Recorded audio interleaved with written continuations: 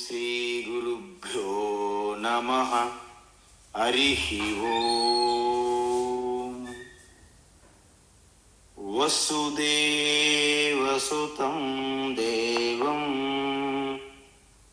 కంసచానూరమర్దనం దేవకీ పరమానందం కృష్ణం వందే జగద్గురుం.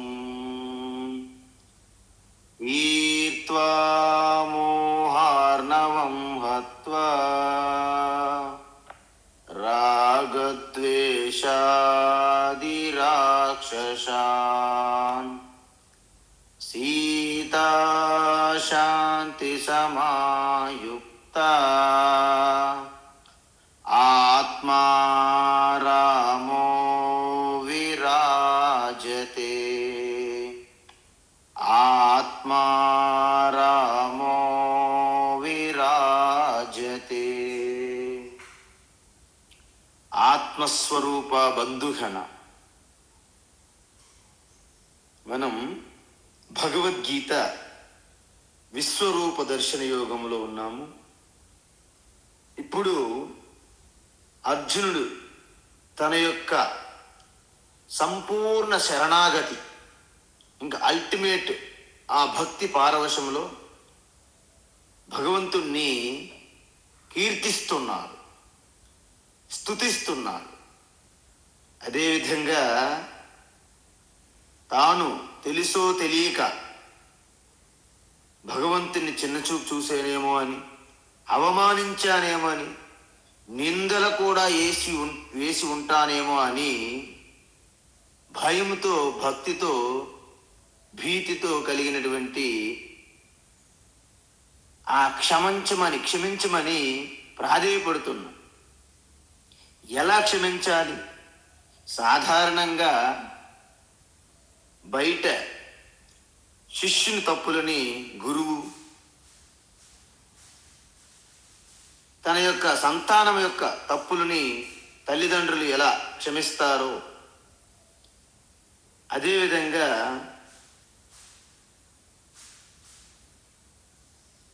భార్య భర్త వారి మధ్య ఉన్నటువంటి చిన్న చిన్న తప్పులు ఎలా క్షమించి వేస్తారో, అదేవిధంగా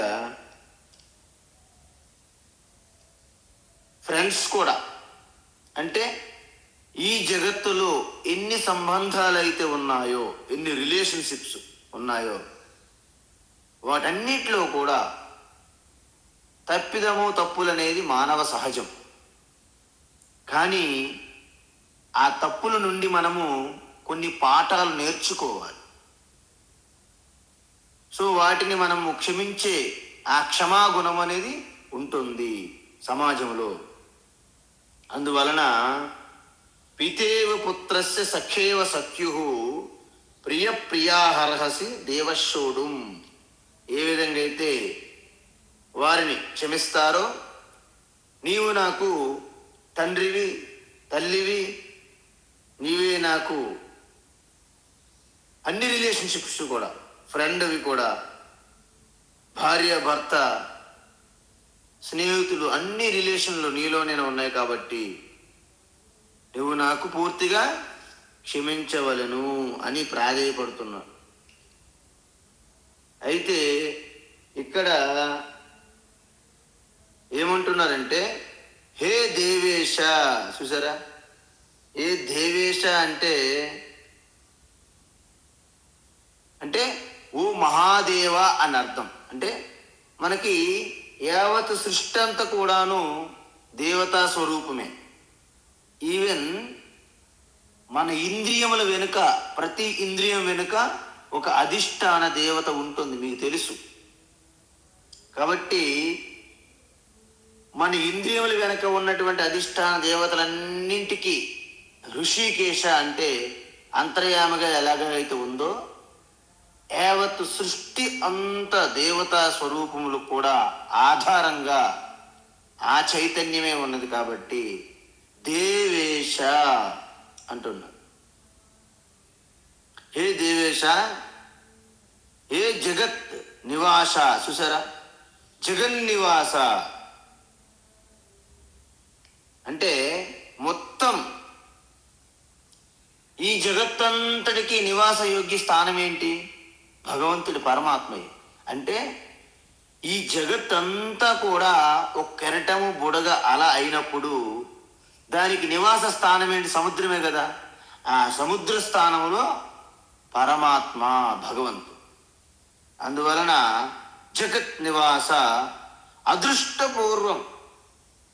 అదృష్టపూర్వం అంటే విశ్వరూపం. నీ యొక్క విశ్వరూపం దృష్ట్వా అంటే నేను చూసి, అహం ఋషిత. ఋషిత అంటే మరి మనము ఎక్స్ప్రెస్ చేయలేనంత ఆనందం స్థితిని ఋషిత అంటారు. అంటే సంపూర్ణమైన సంతుష్టి అవడాన్ని ఋషిత.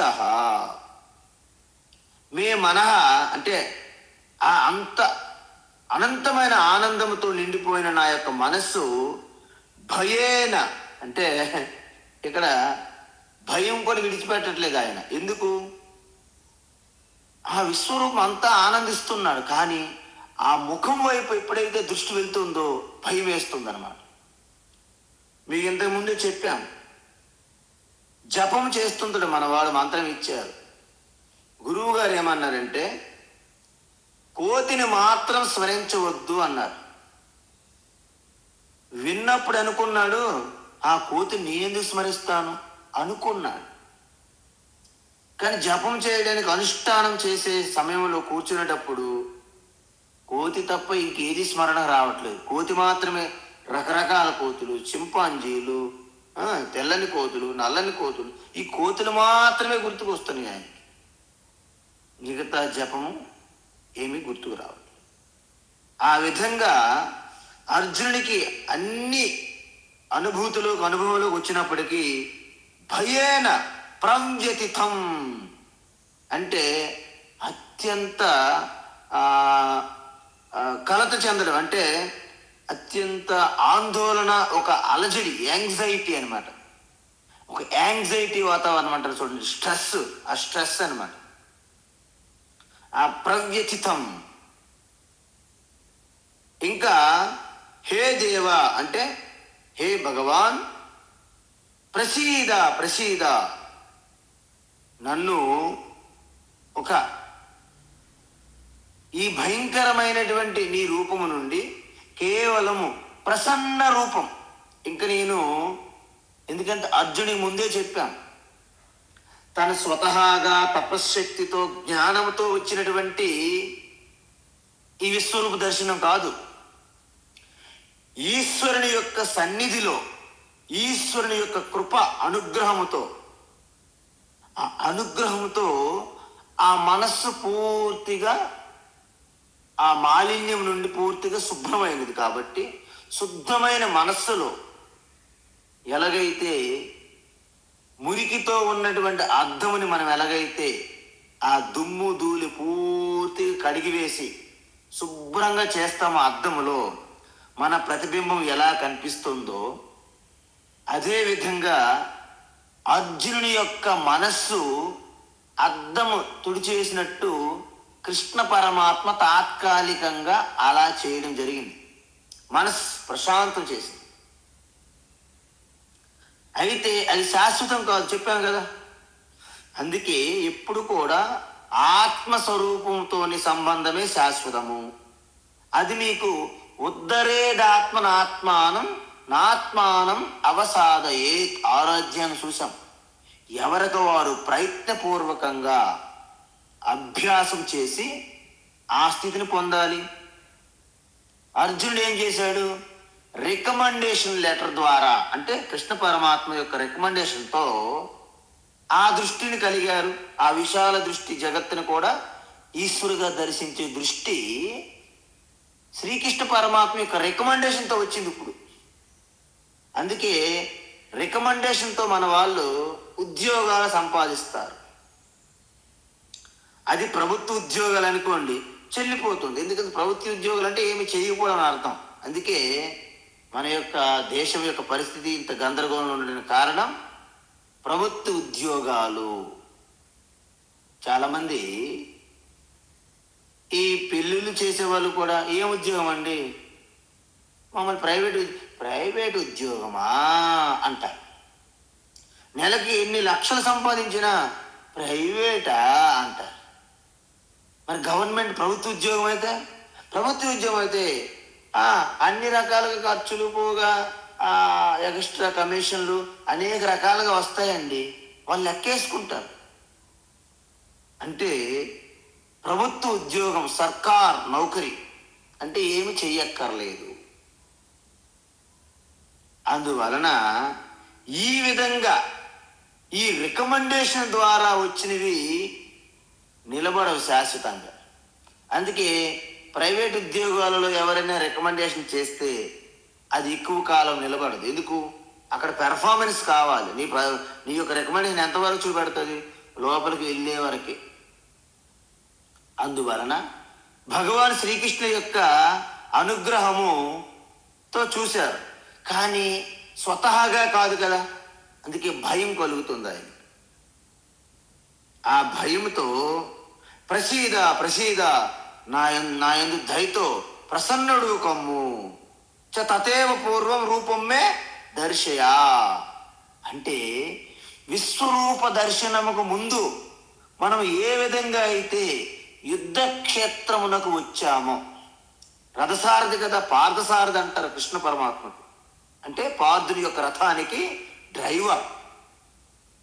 మరి యుద్ధక్షేత్రానికి ఎలాగైతే మనం వచ్చినప్పుడు నీవు ఏ విధంగా అత్యంత ప్రసన్నుడుగా ఉన్నావో ఆ రూపం నాకు చూపెట్టు అంటున్నా. ఇప్పుడు అర్జునుని చూడండి. అర్జునుడు అనేక మిశ్రమంతో కూడిన భావనలు కలుగుతున్నాయి. ఒక పక్క తాను చాలా అదృష్టవంతుడు అంటున్నాడు, అదృష్టపూర్వం అంటున్నాడు. మరో పక్క ఆ భయంకరమైన కోరలతో మండిపోతున్న ప్రజ్వరిల్లుతున్నటువంటి ఆ నోళ్ళను చూసి భయపడుతుంది. చూసారా? ఒక్కొక్కసారి మనకి విచిత్రం కలుగుతుంది. బయట బాగా ఎండ వస్తుంది, ఆ ఎండలోనే వర్షం పడుతుంది. ఎండ వాన అని అప్పుడు మేము చిన్నపిల్లప్పుడు పాటలు పాడుకొని డ్యాన్సులు వేస్తుంటారు పిల్లలు గ్రామాలలో. ఎందుకు? అవి విరుద్ధమైనవి, ఎండ వర్షం కలవడం. అదేవిధంగా ఇక్కడ అర్జునుడికి కూడా ఆనందిస్తున్నాడు. ఎందుకు? అద్భుతమైనటువంటి ఆ మనోనేత్రం తెరిచింది. ఇంత మునుపు సంకుచితంగా నేను వీళ్ళు అనే సంకుచితంగా ఉండేవాడు. ఇప్పుడు యావత్తు ఈ బ్రహ్మాండ సృష్టి ప్రపంచమంతా ఈశ్వర స్వరూపంగా దర్శిస్తున్నాడు. కానీ దానితో పాటే భయంకరమైనటువంటి ఆ నోళ్లను చూసేసరికి ఒక్కసారి అర్జునుడికి భయం వేస్తుంది. అందువలన ఏమంటున్నాడంటే అదృష్టపూర్వం దృష్ట్వా, అంటే మునిపెన్నడూ కూడా చూసి ఎరుగినటువంటి ఆశ్చర్యమైన రూపాన్ని చూశాను భగవాన్.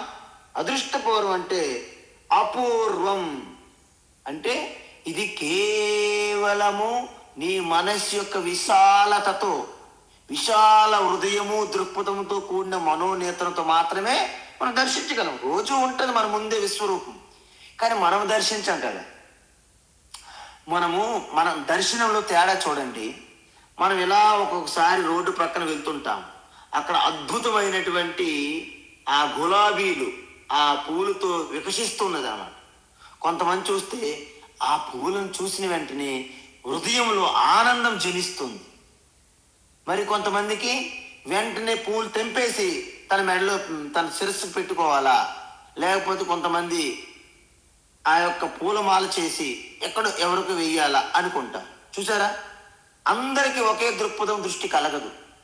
అందువలన ఆ వికసిస్తున్నటువంటి ఆ పువ్వును చూసి అబ్బా, ఈశ్వరుని యొక్క అద్భుతమైనటువంటి విభూతి, పుష్పాలలో గులాబీయే ఈశ్వర విభూతిగా ఒకవేళ దర్శించారనుకోండి, మీరు ఈశ్వరూపాన్ని దర్శించినట్టు.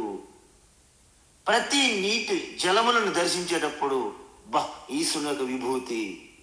ప్రతి క్రీపర్స్ని, తీగలు, లతలు, చెట్లు, చేమలు, వృక్షాలు ఈశ్వర విభూతి. ప్రతి ప్రాణి దానిలో ఉన్న ఇంటెలిజెన్స్, తెలివి చూడండి.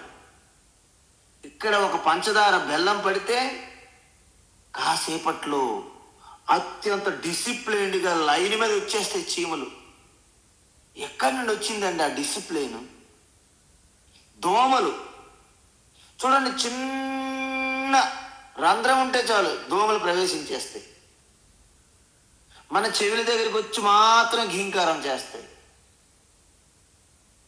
బ్యాక్టీరియా, వైరస్, ఇన్సెక్ట్స్, క్రిములు, కీటకాలు, పక్షులు, చేపలు, పాములు, మృగాలు, అనేక ప్రాణుల్లో ఉన్నటువంటి ఆ తెలివి, నీటిలో ఉన్నవి, భూమిలో ఉన్నవి, ఆకాశంలో ఉన్నవి, ఇదంతా అద్భుతమైనటువంటి ఈ రూపాన్ని ఈశ్వర స్వరూపంగా దర్శించడం అనేది అపూర్వం. మునిపెన్నడూ కలగలేదు ఆయనకి ఆ దృష్టి.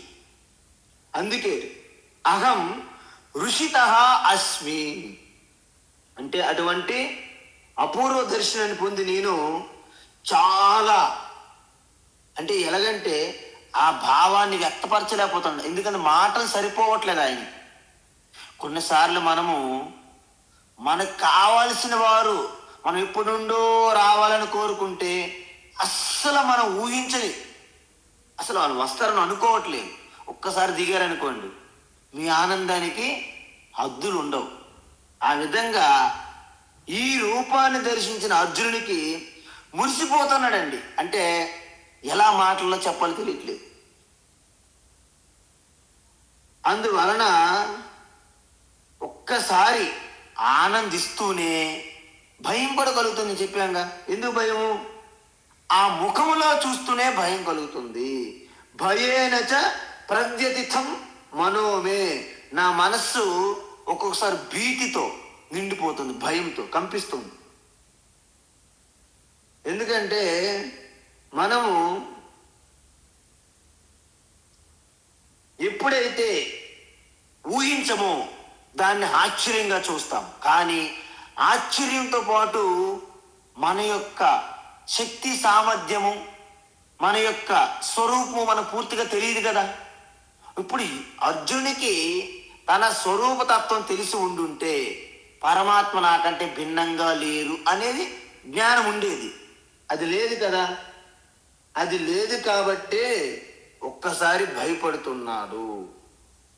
చూడండి, మనం ఎప్పుడు కూడా ఒక రూపాన్ని మనం ఊహించుకుంటాం. అంతకుముందు మీకు ఒకసారి చెప్పాను, షిరిడి సాయిబాబా ఆయన జీవితంలో జరిగిన దృష్టాంతాన్ని కూడా ఒకసారి చెప్పాను. ఆ భక్తుడు బాబా రూపంగానే దర్శించాలని కోరుకుంటున్నాడు. ఒక కుక్కగా వచ్చినది, గుర్తించలేదు. ఇంకొక భిక్షగాడిగా వచ్చాడు, గుర్తించలేదు. ఎందుకు? మనం కూడా ఇప్పుడు రామ రామ అనుకుంటాం. నిజంగా రామదర్శనం మీకు కలిగింది అనుకోండి, మీరు గుర్తించలేరు. ఎందుకు? ఆత్మరామగా బ్రహ్మాండమంతా వ్యాపించి ఉన్నాడుగా, ఏ రూపమైన రామదే అవుతుంది.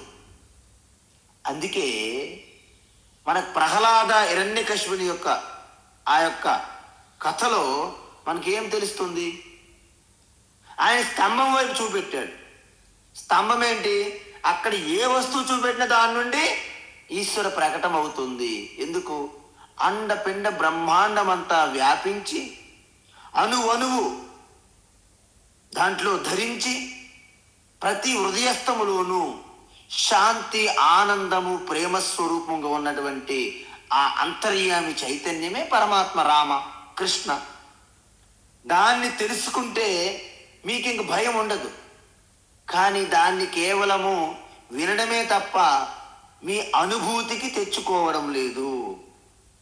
అందువలన తదేవ దేవరూపమే దర్శయ. హో భగవాన్, నాకు నా స్నేహితుడుగా ఏ కృష్ణ వాసుదేవ, దేవకి వసుదేవుల పుత్రుడు, వసుదేవ సుతం దేవం అంటాం కదా.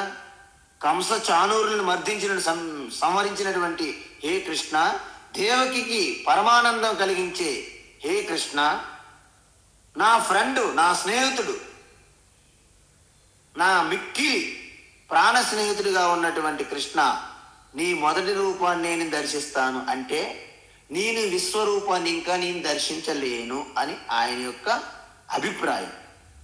అంటే ఏంటి? అధరం మధురం వదనం మధురం నయనం మధురం హసితం మధురం మధురాధిపతే అఖిలం మధురం. ఈ మధురం మధురం కృష్ణ యొక్క ప్రతి మాట, ప్రతి ఆలోచన, ప్రతి చేష్ట, ఆయన నడకలోను, ఆయన మాటల్లోను, ఆయన నవ్వులోను ప్రతిదీ మధురం. వనమాలి మురళీధారి గోవర్ధన గిరివరధారి, వనమాలి మురళీధారి గోవర్ధన గిరివరధారి, నిత నిత కరమాకన చోరి గోపీ మనహారి, హరి సుందర నందముకుంద హరి నారాయణ హరి ఓం, హరి సుందర నందముకుంద హరి నారాయణ హరి ఓం. आवो रे गावो रे गोकुल के प्यारे, आवो रे काना रे भाग्यनगर के प्यारे, హరి సుందర నంద ముకుంద హరి నారాయణ హరి. ఆ యొక్క సుందరమైన మధురమైన రూపాన్ని అందరూ దర్శించాలనుకుంటారు. కానీ ఆ విశ్వరూపం దర్శించేటప్పుడు, విశ్వరూపం అంటే మీకు తెలియాలి, అసురుని కూడా మీరు ఆత్మస్వరూపంగా దర్శించాలి, దేవతలను కూడా మీరు ఆత్మస్వరూపంగా దర్శించాలి. అందుకే ఇప్పుడు చూడండి, ఆ పెహల్గావ్ అక్కడ ఉగ్రవాదులు, అసురులు, రాక్షసులు ప్రతి తరములోను, ప్రతి యుగములోను, ప్రతి కాలములో కూడా ఇలాంటి రాక్షసులు పేట్రేగిపోతుంటారు. ఎప్పుడైతే ధర్మస్థాపన కోసం తప్పించే వాళ్ళంతా ఒక ఏక త్రాటిపై రారో అప్పటి వరకు ఈ వినాశం కలుగుతూనే ఉంటుంది. ఆ రోజు ఆర్యావర్తములో కూడా అదే జరిగేది. జరాచంద్రుడు అనేవాడు, అలాంటి వాళ్ళు ఒక టీం ఉండేది. వాళ్ళు నరులని, భక్తులని బలిచ్చేవారు. సో ఇప్పుడు కూడా ఆ భక్తులనే బలి తీసుకుంటున్నారు. వాళ్ళంతే కదా, నరరూప రాక్షసులు అని అర్థం. కాబట్టి అలాంటి జరిగేటప్పుడు మనము మరింత ధైర్యాన్ని పెంచుకొని మన యొక్క ఐక్యమత్యంతో కూడినటువంటి శక్తిని మనం ప్రదర్శించాల్సినటువంటి సమయం ఆసన్నం అవుతూ ఉంటుంది. అందుకే ఎన్ని జరిగినప్పుడు కూడా కృంగిపోకుండా నిలబడుతూ, ధర్మం కోసం ఎవరైతే నిలబడతారో యథో ధర్మ తతో విజయ, ఆ విజయానికి ముందు మరొక స్టెప్ మనకుంది. యథో ధర్మ తతో కృష్ణ. ఎక్కడ ధర్మం ఉంటే ఆ ధర్మమే అర్జున స్వరూపం కాబట్టి అక్కడ కృష్ణ ఉంటాడు. యత్ర యోగీశ్వర కృష్ణో యత్ర పార్థో ధనుర్ధర. ధర్మం స్వరూపంగా, కర్మయోగిగా క్షేత్రములు ధర్మ స్వరూపంగా సిద్ధముగా ఉండేటప్పుడు ఆ అర్జున స్వరూపం అయితే దాని వెనక ఉన్నటువంటి ఈశ్వర అనుగ్రహమే కృష్ణార్జును యొక్క సంగమం అదే. అందువలన ఎలాంటి విపత్కర సమయాల్లో కూడా మన ధైర్యాన్ని మనం కోల్పోకూడదు, మన శక్తి సామర్థ్యాన్ని మనము విస్మరించకూడదు. మీరు ఏ రోజైతే ధైర్యం కోల్పోతారో మన శక్తి నిర్వీర్యం అయిపోతుంది. అందుకే మనం ఏం చేయాలి? ఇప్పుడు పాకిస్తానే కాదు, ఉగ్రవాదుల్ని, ఇలాంటి అసురుల్ని అందరినీ కూడా మనము క్షమించేయాలి. ఫస్ట్ క్షమించేయాలి. క్షమిస్తే మరి ఎలా స్వామి అంటారు. ఓకే, క్షమించేసాం కదా, మన మనస్సు ప్రశాంతత ఉంది, ధైర్యం మనము ధారణ చేస్తాము. ఇప్పుడు ఒక్కసారి మన శక్తి, యుక్తి, భక్తి సామర్థ్యాన్ని, ఈశ్వర అనుగ్రహాన్ని కూడగట్టుకుంటాము. అప్పుడు ధర్మ యుద్ధానికి మనము జెండాని ఎగరేస్తాం. భారత మాతాకి జై, వందే మాతరం అన్నప్పుడు మన వాళ్ళు ధర్మయుద్ధం కోసం వెళ్తాం. మనం వ్యక్తులతో మనకు వైరం లేదు, మనకు ధర్మము అధర్మం మధ్య యుద్ధము. ఆ రోజు జరిగినటువంటి కురుక్షేత్రంలో మహాభారత సంగ్రామమే ఈ రోజు కూడా జరుగుతుంది, నిరంతరము జరుగుతూ ఉంది. మీరు ఎటువైపు ఉన్నారు? ధర్మమా అధర్మమా? అది ఒక్కటే చూసుకోవాలి. పాకిస్తాన్ ఏం లేదు, పాకిస్తాన్ ఎక్కడ అసలు లేనే లేదు. అసలు పాకిస్తాన్ లేదు, ఉగ్రవాదులు లేరు, కేవలం అధర్మం మాత్రమే అక్కడ పేట్రేగుతుంది. అధర్మాన్ని అణచివేయాలంటే ధర్మం మనం విడిచిపెట్టకూడదు. అందుకే యుద్ధం జరిగే ముందు ధృతరాష్ట్రుడు తెలుసు, నేను అధర్మానికి నేను కవచంగా ఉన్నాను, అధర్మాన్ని నేను నీరు పోసి పెంచాను. ధృతరాష్ట్రుడు తెలుసు. అందుకే ఆయనకి నిద్ర పట్టేది కాదు. జ్యోతిషం భవిష్యత్తును కూడా ముందే చూడాలని గొప్ప జ్యోతిష్ ఆచార్య జైమినిని పిలిపించుకున్నాడు. పిలిపించుకొని యుద్ధం యొక్క పరిణామం ముందే తెలుసుకోవాలని అడిగారు.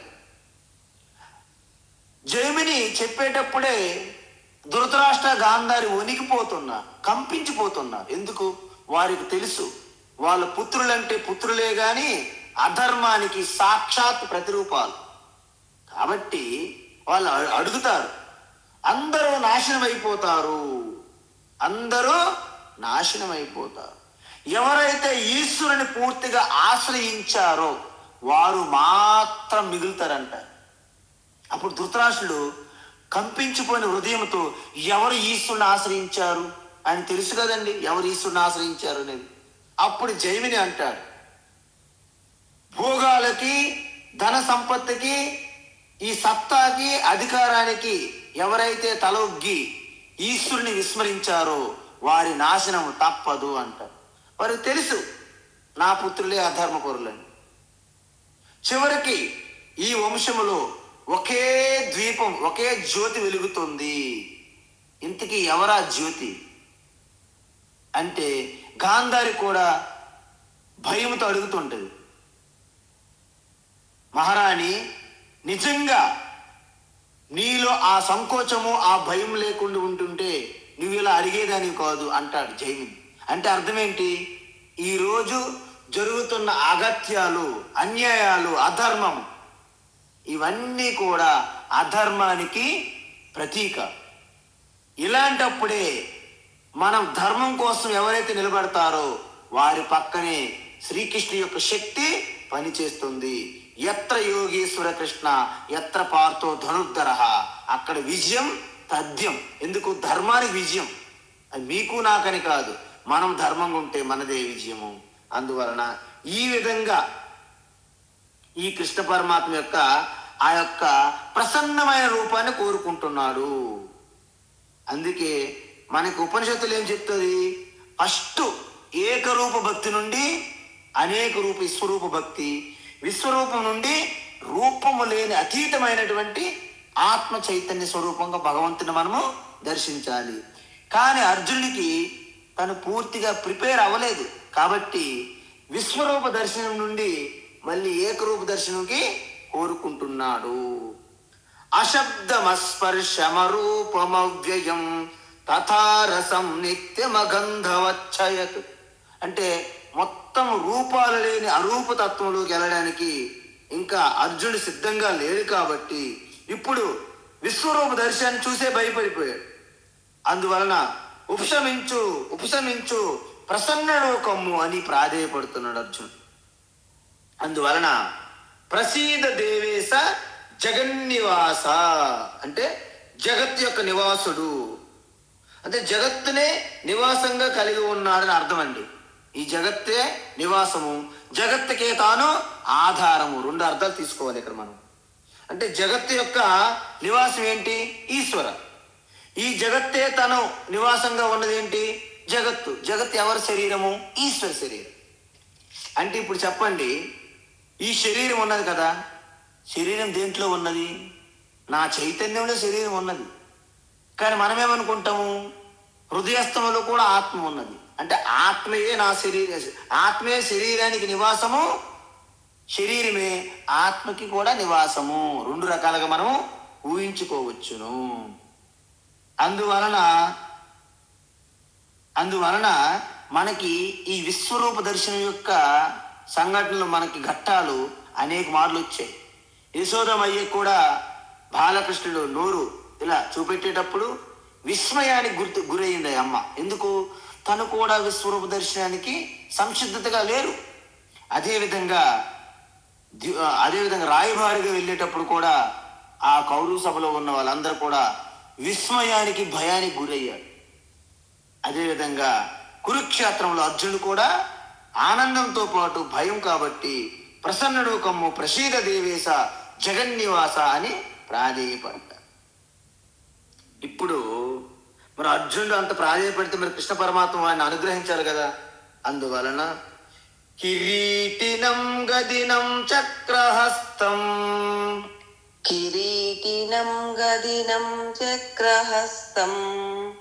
కిరీటినం గదినం చక్రహస్తం. ఇచ్ఛామి త్వాం ద్రష్టుమహం తథైవ. ఇచ్ఛామి త్వాం ద్రష్టుమహం తథైవ. ఇచ్ఛామి త్వాం ద్రష్టుమహం తథైవ. తేనైవ రూపేణ చతుర్భుజేన. తేనైవ రూపేణ చతుర్భుజేన. తేనైవ రూపేణ చతుర్భుజేన. సహస్రబాహో భవ విశ్వమూర్తే.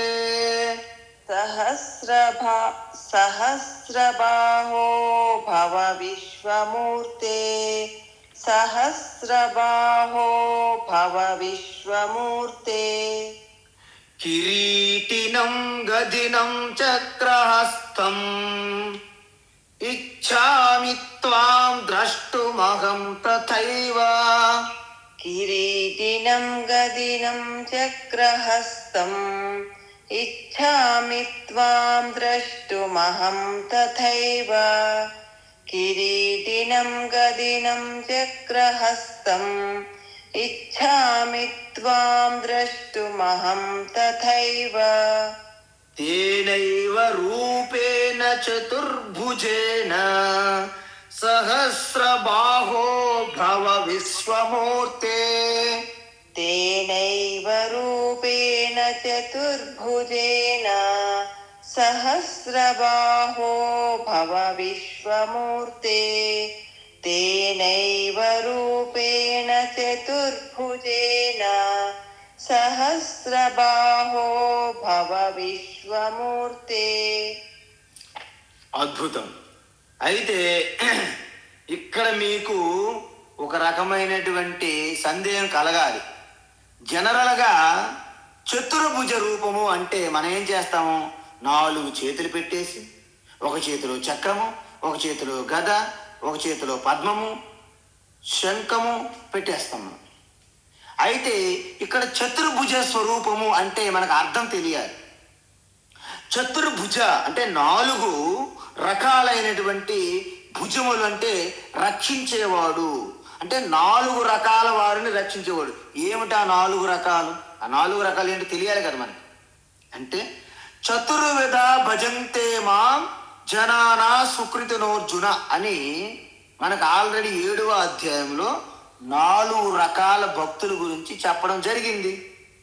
సో 4 రకాల భక్తుల గురించి ఎప్పుడైతే చెప్పారో ఆ 4 రకాల భక్తులను రక్షిస్తూ ఉన్నటువంటి హే భగవాన్ కృష్ణ, నీవు ఆ రూపంగానే ప్రసన్న రూపంతో 4 రకాల భక్తులు రక్షించి ఉండే విధంగానే నన్ను ఇప్పుడు దర్శనమివ్వు అంటున్నా. చతుర్విధ భజంతే మాం, నన్ను అంటే ఈ 4 రకాల భక్తులకు ఏ విధంగా అయితే నువ్వు రక్షిస్తుంటావో, సుకృతిన పుణ్యాత్ములు ధర్మాత్ములను, ఆ విధంగా అలాంటి రూపము నాకు ఇప్పుడు దర్శనమివ్వాలి అంట. అంటే ఏంటి? కిరీటం గదినం, కిరీటం పెట్టుకుంటారు, గద చక్రహస్తం, చూసారా, సుదర్శన చక్రం అన్నారు. ఇక్కడ సుదర్శనం అనేది 2 రకాలుగా ఉంటుంది. ఒకటి వ్యావహారికమైనటువంటి ఆయుధం, 2 పారమార్థికంగా ఉన్నటువంటి ఆ యొక్క జ్ఞాన స్వరూపం అన్నమాట. సుదర్శనం, దర్శనం అంటే ఆత్మజ్ఞానం. సు అంటే స్పష్టంగా నిరంతరం ఆత్మదర్శనములో ఉన్నటువంటి కృష్ణ పరమాత్మకి తన యొక్క జ్ఞానం యొక్క అస్త్రమే సుదర్శనము. అందువలన ఏమంటున్నాడంటే ఈ ప్రార్థన ఇక్కడితో అర్జునుడి యొక్క ప్రార్థన ముగుస్తుంది. అంటే 46వ శ్లోకంతోని అర్జునుడి యొక్క ఘట్టం అయిపోతుంది. ఇక్కడ పరమాత్మ శ్రీకృష్ణు యొక్క సమాధానం చెప్తారన్నమాట. ఇంకా రూపం గురించి ఏంటి? త్వాం అహం ద్రష్టుం ఇచ్చామి, నాకు నిన్ను చూడాలని ఉంది. చూసారా, నిన్ను చూడాలని ఉంది అంటే ఇది సినిమా డైలాగ్ లాగా ఉంటుంది, టైటిల్ లాగా, పేరు లాగా. నిన్ను చూడాలని ఉంది. త్వాం అహం త్వాం అంటే నిన్ను అహం ద్రష్టం ఇచ్చామి, నిన్ను చూడాలని ఉంది. ఎలా అంటే తేనైవ రూపేణ, నీ యొక్క సహజమైన రూపం ఉన్నది కదా. ఎలాంటి రూపము? సహజమైన రూపం అంటే ఆ యొక్క దేవకీ పుత్రుడు యశోదమయ్య దగ్గర పెరిగినటువంటి ఆ బాలకృష్ణుడి నుండి ఇప్పుడు నాకు రథానికి సారథిగా వచ్చినటువంటి సాధారణ రూపం, మనుష్య రూపం. అందువలన కృష్ణుడికి అది గుర్తుందో లేదో. ఎందుకు? ఎప్పుడైతే తన విశ్వరూపం యోగ శక్తి ఎలాగైతే ప్రకటించారో మళ్ళీ సహజ సిద్ధమైన రూపంలోకి ఆ పరమాత్మ గుర్తుందో లేదని అర్జునికి భయం. అందువలన తేనైవ రూపమే, అదే రూపము నాకు చూపెట్టు అంటాడు. ఏ రూపము? కిరీటనం గదినం చక్రహస్తం. కిరీటం ధరించి ఒక చేతిలో చక్రము, ఇంకొక చేతిలో గద పట్టుకొని వస్తుంటావు కదా. కౌముది అనే గద ఉంటుంది ఒకటి, తర్వాత సుదర్శన చక్రం ఉంటుంది. ఆ కిరీటం పెట్టుకొని ఆ కిరీటం దగ్గర నెమల పింఛం కూడా పెట్టుకుంటాడు ఆయన. సో ఆ స్వరూపం గురించి అందరికీ తెలిసిందే అన్నమాట. సో ఆ రూపమే నాకు దర్శనమివ్వు మళ్ళీ. ఎలా అంటే సహస్రబాహు, హే సహస్రబాహు అంటే వేలాది చేతులతో ఉన్నావు. ఇప్పుడు నువ్వు మొత్తం ఈ విశ్వంలో ఉన్నటువంటి ప్రతి ప్రాణి యొక్క చెయ్యి నీదే. సో వేలాది చేతులతో ఉన్న నీవు కిరీటము గది చక్రాలు ధరించినటువంటి ప్రసన్న రూపంగా నాకు కనిపించు. ఇప్పుడు ఎలా కనిపిస్తున్నాడు? సహస్ర శీర్ష పురుష సహస్రాక్ష సహస్రపాత్ అంటే విశ్వమంతా కాళ్ళు చేతులు శిరస్సులతో ఉన్నావు. ఇప్పుడు నువ్వు ఆ రూపంలో నాకు కనిపించు. భవ హే సహస్రబాహో, నీ పూర్వ రూపమైనటువంటి ప్రసన్న స్వరూపమైనటువంటి కృష్ణ అంటే గోపికలు ఎలాగైతే ఆనందంతో అధరం మధురం అని వర్ణించారో ఆ రూపంతోనే నాకు ఇప్పుడు కనిపించు. అంటే విశ్వమూర్తి, హే విశ్వమూర్తి, విశ్వనంతటిని శరీరంగా ధరించి ఉన్నటువంటి ఓ విశ్వరూప ఈశ్వర భగవాన్, నాకు ఆ రూపాన్ని దర్శింపజేయి అంటుంది. చూసారా, ఇప్పటి వరకు 35వ శ్లోకంలో స్టార్ట్ చేసి 46వ శ్లోకం వరకు దగ్గర ఒక 11 శ్లోకాలు 12 శ్లోకాలు అర్జునుడు శ్రీకృష్ణ పరమాత్మ యొక్క స్తుతిని, గొప్పతనాన్ని, మహిమని పొగిడారు. ఇప్పుడే కన్నా భగవాన్ శ్రీకృష్ణ అర్జును యొక్క కృపకి తన యొక్క స్వరూపాన్ని మళ్ళా చూపెడతారన్నమాట. ఎలా? జనరల్గా మనము కాళీ ఉపాసన చేస్తాడు. నిజంగా కాళీ మన దర్శనం ఇచ్చింది అనుకొని భయపడతాడు. అందువలన మనకు నిజంగా ఏమి కావాలో మనకు తెలియదు అన్నట్టు, స్పష్టత ఉండదు. అందువలనే ఎప్పుడైతే మనం భయంతో ఉంటామో అప్పుడు ఈశ్వరుని మనం ప్రార్థిస్తాం. ఎలా? ఖాళీ వస్తే బాగున్ను, మనకు రక్షిస్తారు. నిజంగా ఖాళీ వస్తే మనం భయపడతాం. అందువలన మనకి శంకరాచార్య ఒక స్తోత్రంలో చెప్తారు. అతి భీషణ కటు భాషణ యమ కింకర పటలీ కృతతాడవ పరిపీడన మరణాగమ సమయే ఉమయా సహ మమ చేతసి యమశాసన నివసన్ శివశంకర హరశంకర భవశంకర దురితం అంటారు. అంటే ఏంటి? సేమ్ ఎలాగైతే మార్కండేయ ఇక తన ఆయుష్ పూర్తిగా నిండినదో, యమ అంటే మృత్యుదేవత ఎప్పుడైతే సమయం ఆసన్నమైనదో ఆ యొక్క శివస్వరూపమైన లింగాన్ని పట్టుకొని శివుని ఎలాగైతే స్తుతించారో ఆ విధంగా ఈ కాలతత్వం నుండి నన్ను తప్పించాలంటే కాలానికే స్వామి అయినటువంటి మహాకాలుని మనము ఆశ్రయించాలి. అందువలన ఇప్పుడు అర్జునుడి యొక్క ఆ భయాన్ని చూసినటువంటి కృష్ణ పరమాత్మ కృపతో కరుణించి అనుగ్రహించి తన యొక్క విశ్వరూప దర్శించినటువంటి ఆ మానసిక మనోనేత్రం ఏదైతే అర్జునుకు ఉందో అది తప్పించేశారన్నమాట. అంతే. ఇక్కడ మామూలుగా అదే ప్రపంచాన్ని విశ్వరూప ఈశ్వరునిగా చూశాడు, భావించాడు. ఆ భావన ఎప్పుడైతే కొంత తగ్గిపోయిందో మళ్ళీ యథార్థం కృష్ణ పరమాత్మ కనిపిస్తాడు. దానికోసము గ్రీన్ రూమ్కి వెళ్ళి మేకప్లే మార్చక్కర్లేదు. ఇదేమి సినిమా అయితే అలా చేస్తారు, స్టేజ్ మీద డ్రామా ఇది. అప్పుడు కృష్ణ పరమాత్మ అంటాడు, సరే ఈ రూపాన్ని నువ్వు ఇప్పుడు దర్శించు. ఏ రూపము? శ్రీ భగవాను వాచ श्रीभगवानुवाच మయా ప్రసన్నేన తవార్జునేదం मया प्रसन्नेन तवार्जुनेदम् मया प्रसन्नेन तवार्जुनेदम् రూపం పరం దర్శితమాత్మయోగాత్ रूपं परं दर्शितमात्मयोगात् रूपं परं दर्शितमात्मयोगात् తేజోమయం విశ్వమనంతమాద్యం तेजोमयं विश्वमनन्तमाद्यं तेजोमयं विश्वमनन्तमाद्यम् యన్మే త్వదన్యేన న దృష్టపూర్వం यन्मे त्वदन्येन न दृष्टपूर्वम् यन्मे त्वदन्येन न दृष्टपूर्वम् మయా ప్రసన్నేన తవార్జునేదం రూపం పరం దర్శితమాత్మయోగాత్ मया प्रसन्नेन तवार्जुनेदम् रूपं परं दर्शितमात्मयोगात् मया प्रसन्नेन तवार्जुनेदम् रूपं परं दर्शितमात्मयोगात् తేజోమయం విశ్వమనంతమాద్యం యన్మే త్వదన్యేన న దృష్టపూర్వం तेजोमयं विश्वमनन्तमाद्यम् यन्मे त्वदन्येन न दृष्टपूर्वम् तेजोमयं विश्वमनन्तमाद्यम् यन्मे त्वदन्येन न दृष्टपूर्वम् ఇప్పుడు ఇక్కడ మనం ఏంటంటే ఈ విశ్వరూప దర్శన యోగములో చివరి ఘట్టం అన్నమాట, ఇక కన్క్లూడింగ్ అన్నమాట.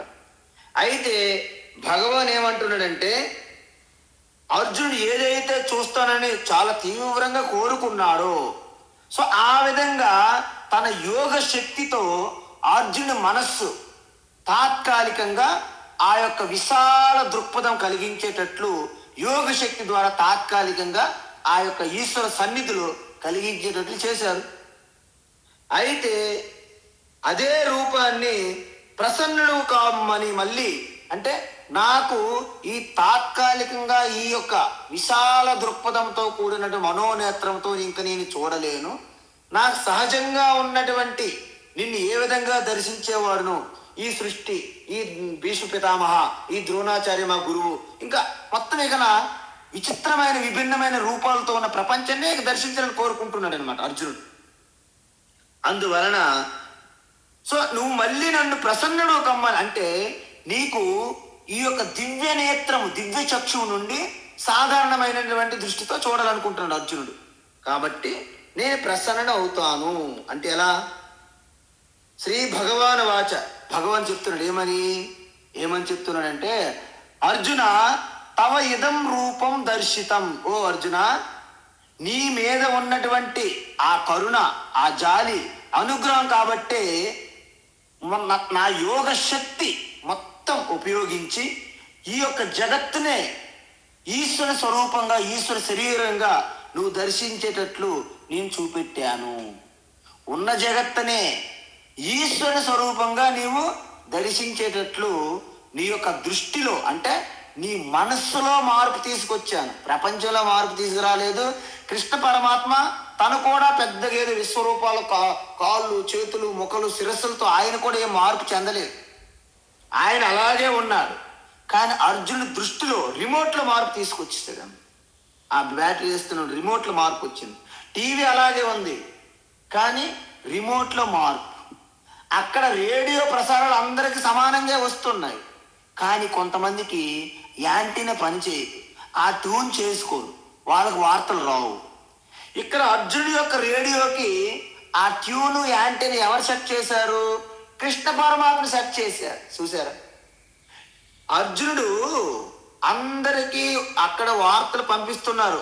ఆకాశవాణి హైదరాబాద్ కేంద్రం వార్తలు చదువుతున్న వారు లక్ష్మి గారు, అక్కడ వార్తలు ఆవిడ చదువుతుంది, ఆకాశవాణిని ప్రసారం చేస్తున్నారు. కానీ మన రేడియోలో గిర్ర శబ్దాలు వస్తున్నాయి. అర్జునుడికి ఆ శబ్దాల్లో ఉన్నాడు ఇన్నాళ్ళు. అప్పుడు తాత్కాలికంగా కృష్ణ పరమాత్మ రేడియో పట్టుకొని ట్యూన్ చేసి యాంటీని సెట్ చేసి ఆ ఫ్రీక్వెన్సీ అంతా స్టేషన్ సెట్ చేశామన్నాడు. అప్పుడు మంచి వార్తలు వస్తుంది. వార్తలు వస్తే ఎలాంటి వార్తలు? భయంకరమైనటువంటి సునామీ లాంటివి, భయంకరమైన భూకంపాలు, ఈ మారణ హోమం లాంటి వార్తలు వస్తున్నాయి. కృష్ణ నేను వార్తలు వినాలనుకోవడం లేదు. మళ్ళీ ఏం చేయాలి? ఆ యాంటీనా ట్యూన్ని మళ్ళా యథావిధిని సెట్ చేసి కృష్ణ పరమాత్మ. అది ఇక్కడ జరుగుతున్నటువంటి విషయం. అందువలన వార్తలు ఎప్పుడు సమానంగానే ఉన్నాయి. ఇక్కడ యాంటీనా సెట్ చేసుకోవడంలోనే ప్రాబ్లం. అందువలన సెట్ చేసినటువంటి యాంటీనాని మళ్ళీ పనిచేయనట్టు సెట్ చేసేయడమే కృష్ణ పరమాత్మ డ్యూటీ ఇప్పుడు. అందువలన ఇదం రూపం, ఈ విశ్వరూపం నిన్ను అనుగ్రహించడానికే నేను దర్శింపజేశాను. ఇదం రూపం అంటే ఏ రూపము? విశ్వరూపం. ఎలా చూపెట్టాడు కృష్ణ పరమాత్మ? ఆత్మయోగాత్. ఇది మీరు గుర్తుపెట్టుకోవాలి. ఆత్మయోగాత్ అంటే నేను ఎప్పుడైతే నిరంతరము నా ఆత్మస్వరూప నిష్టలో ఉంటానో, ఆ ఆత్మనిష్ట నుండి ఈ జగత్మిథ్య బ్రహ్మసత్యం అనే ఆ జ్ఞాన నిష్ట ద్వారా ఆ సుదర్శన యొక్క దివ్య దృష్టితో, నా యొక్క యోగ శక్తితో నీకు సర్వము దివ్యమైనట్టు కనిపిస్తాయి. చూడండి, మనం ఒక్కసారి సనాతన ధర్మం యొక్క భక్తి శ్రద్ధతో మీరు ఒక్కసారి ఒక సన్నిధిలోకి మీరు వచ్చారనుకోండి, ఆ యొక్క ఈశ్వరు మహిమ తత్వాన్ని విన్న తర్వాత మీకు అంత కూడా దివ్యం అనిపిస్తుంది. ఆ యొక్క పశువు ముద్ద తీసుకొని గణేషుని పూజిస్తారు. ఆ చెట్టు రావి చెట్టు తిరిగి ప్రదక్షిణ చేస్తారు. వేప చెట్టు తిరుగుతారు. ఆవు చుట్టూ తిరుగుతారు. ప్రతి ప్రాణి చుట్టూ కూడా పరమాత్మ చుట్టూ తిరిగినట్టుగా భావన చేస్తారు. ఎందుకు? మీ దృష్టిలో మార్పు వచ్చినది. అందువలన ఈ సత్వ రజస్ తమస్ గుణాలు ఉన్నాయి కదా, ఈ గుణాలన్నీ కలిపితే మాయాశక్తి, అదే యోగమాయ అంటారు. కాబట్టి ఇక్కడ యోగమాయ అంటే ఈశ్వరును తన ఆధీనంలో ఉంచుకున్నాడు. ఎందుకు? ఈశ్వర ఆధీనంలో ఉంటే మాయాశక్తి, మనము మాయ ఆధీనంలో ఉంటే మన అజ్ఞానము, మనం జీవాత్మలు అవుతాం అన్నమాట. అందువలన ఇక్కడ ఆత్మ అంటే సచ్చిదానంద స్వరూపం కాదు. ఏంటి? ఇక్కడ మాయాశక్తి వల్ల చూపెట్టారు. కాబట్టి ఎందుకు చూపెట్టాడు? ప్రసన్నేనా, అర్జునుడి యొక్క భక్తికి మెచ్చుకొని. నిజంగా అర్జునుడు కృష్ణ పరమాత్మ అంటే ఎంత భక్తి అండి. సైన్యములు ఏర్పాటు చేసుకున్నప్పుడు దుర్యోధనుడు అర్జునుడు ఇద్దరూ వెళ్తారు కృష్ణ పరమాత్మ సహాయం కోసం. మరి నారాయణ సేనను కోరుకున్నాడు దుర్యోధనుడు. నేను యుద్ధం చేయను, నిరాయుధుడిగా ఉంటాను, కేవలం సలహాలు ఇస్తాను అంతే, నేనేం యుద్ధం చేయను, నేను ఎవరి పక్క పోరాడను అంటే, నువ్వు యుద్ధం చేయకపోయినా పర్వాలేదు, నువ్వు నాతో తోడుగా ఉంటే చాలు అని కృష్ణ పరమాత్మను కోరుకున్నాడు. మరి ఎంత భక్తుడండి. అందువలన నీ భక్తికి నీ శ్రద్ధకి మెచ్చి నీకు ఈ రూపాన్ని చూపించాను అంటే, నీ మనస్సుని ఈ విధంగా సంసిద్ధత చేశాను నేను. మీకు తెలుసు, మంత్రజాలకులు కూడా మనల్ని ఒక్కొక్కసారి హిప్నోటైజ్ చేస్తారు బయట. అలాంటి హిప్నోటైజ్ కాకుండా నీలో ఒక దివ్యత్వాన్ని నింపాను నేను. నీ మనస్సులో నేను దివ్యత్వాన్ని నింపాను. కాబట్టి ఆ దివ్యమైన అనుభూతితో నువ్వు విశ్వమంతా ఈశ్వర స్వరూపంగా దర్శించావు. ఇప్పుడు దాన్ని నువ్వు కొనసాగించడానికి నీకు ఇష్టం లేదు. కాబట్టి నేను ఆ బోల్టు నట్లు నేను లూజు చేసేస్తున్నా. ఆ పని చేస్తున్న యాంటీనా వార్తలు నువ్వు భీకరమైన వార్తలు నువ్వు వినలేవు. కాబట్టి నీ రేడియో స్టేషన్ వల్ల పని చేయకుండానే ఉండాలి అని నువ్వు కోరుకుంటున్నావు. కాబట్టి నీ దివ్యత్వాన్ని నేను తగ్గించేస్తున్నా. అందువలన తేజోమయం విశ్వరూపం చాలా ప్రకాశవంతమని చెప్పాం మనం. కొన్ని వేల లక్షల సూర్యులతో సమానంగా. ఎలాగా? దివ్య సూర్య సహస్రస్య భవేద్ యుగపదుత్థితం తేజో రాశిం సర్వతో దీప్తిమంతం అని చదివాం, ఇంతకుముందు చెప్పాం. ఆ అర్జునుడు ఎలా ఉందని చెప్పాడు, సంజయుడు చెప్పాడు. ఎలాగా? ప్రకాశవంతంగా, అత్యంత దేదీప్యమానంగా ప్రజ్వలితున్నదంటే ఈ యొక్క తేజో రాశి. రాశి అంటే తెలుసు కదండి, ఒక పుంజము పోగుగా ఉన్నటువంటి దాన్ని రాశి అంట. అందువలన ప్రకాశవంతంగా ఉన్నటువంటి ఆ విశ్వరూపాన్ని విశ్వమంతా కలిసి వివిధ ప్రత్యేగమ్యం విశ్వం ఇది విశ్వరూపం అంటే శబ్ద స్పర్శ రూప రస గంధాలన్నీ ఒకే దాంట్లో చూడడం అన్నమాట. అనంతం అంటే దానికి హద్దులు లేవు. చూడండి, మనం అమెరికా వెళ్ళినా ఆస్ట్రేలియా వెళ్ళినా ఆ దేశానికి ఒక హద్దులు ఉంటాయి, మన దేశానికి ఒక హద్దులు ఉంటాయి. కానీ విశ్వం అంతా వ్యాపించి ఉన్న పరమాత్మకి హద్దులు ఎక్కడ ఉంటాయి చెప్పండి? అందుకే అనంత స్వరూపము. ఆద్యం అంటే సృష్టి కంటే మొదట ఉన్నది, సృష్టి ప్రళయం అయిపోయిన తర్వాత కూడా మిగిలి ఉన్నది పరమాత్మే కాబట్టి ఆద్యం. తస్మాత్ విరాడ అజాయత విరాజో సజాతో అత్యరిచ్యత అంటే చూడండి, తస్మాత్ విరాడ జాయత విరాజో అధి పురుష. అది అంటే ఏంటండి? మొట్టమొదట అంటే ఏంటి అంటే దేశకాలాలకు అతీతము అని అర్థం. అదే సజాతో అతిరిచ్యత అంటే ఏంటి? దేశకాలానికి అతీతంగా ఉన్నది. పశ్చాత్ భూమి అతో పురః. అందువలన ఈ యొక్క పంచభూతములకు అతీతంగా కేవలం శుద్ధ చైతన్యమే. తస్మాద్వా ఆత్మనః ఆకాశ సంభూత. ఆత్మనః అంటే శుద్ధ చైతన్య ఆత్మ నుండి మాయాశక్తి ద్వారా ఆకాశం సంభూత. ఆకాశం అంటే ఏంటి? సూక్ష్మ ఆకాశం, సూక్ష్మ వాయువు, సూక్ష్మ అగ్ని, సూక్ష్మ నీరు, సూక్ష్మ భూమి. వాటి నుండి మళ్ళీ పంచీకరణం అయ్యి స్థూల పంచభూతాలు వచ్చాయి. ఈ యొక్క ప్రాణుల శరీరాలు వస్తాయి, వాటి యొక్క సూక్ష్మ శరీరాలు వస్తాయి, సూక్ష్మ ప్రపంచం ద్వారా వచ్చాయి. ఇది మొత్తం దీని యొక్క వెనక ఉన్నటువంటి తత్వము. ముందు విశ్వరూపం వచ్చింది, దాని తర్వాత మిగిలినవన్నీ అంటే అటు విరాట రూపం వస్తుంది అనమాట. విరాటం అంటే భౌతికమైనటువంటి ప్రపంచ స్వరూపం ఈశ్వరూపం. యన్యే త్వదన్యేన న ద్రష్టు పూర్వం. చూసారా? నీవు తప్ప ఇంకెవరు అన్యేన అంటే మిగతా వాళ్ళు ఎవరు ఈ స్వరూపాన్ని దర్శించలేదు. ఎందుకంటే ఓ అర్జున, నువ్వు చాలా అదృష్టవంతుడివి. ఎవ్వరికి దక్కనటువంటి విశ్వరూప దర్శనము నీకు దక్కింది అని కృష్ణ పరమాత్మ అంటున్నాడు. అంటే నీ మీద నాకు ఎంత ప్రేమ, కరుణ, కృప కలిగినదో అందువలన ఆ కృపా సముద్రం, దయా సముద్రం ద్వారా నీకు అప్పటికప్పుడు తాత్కాలికంగా నీ మనోనేత్రాన్ని నేను సంసిద్ధం చేసి ఈ విశ్వమంతా నేనే వ్యాపించి ఉన్నానని చూపెట్టడానికి నీకు చూపెట్టాను. ఈ విశ్వరూప దర్శనము మిగతా వారెవరికి ఎంత స్పష్టంగా కలగలేదు. నువ్వు చాలా అదృష్టవంతుడివి అర్జున అని కృష్ణ పరమాత్మ చెప్పాడు. ఎవరికి ఎందుకు కలగలేదు, అసలు ఎలాంటి వారికి కలగలేదు, ఆ విషయాలన్నీ మళ్ళీ రేపటి క్లాసులో భగవాన్ శ్రీకృష్ణ కొనసాగిస్తున్నారు. హరి ఓం తత్సత్.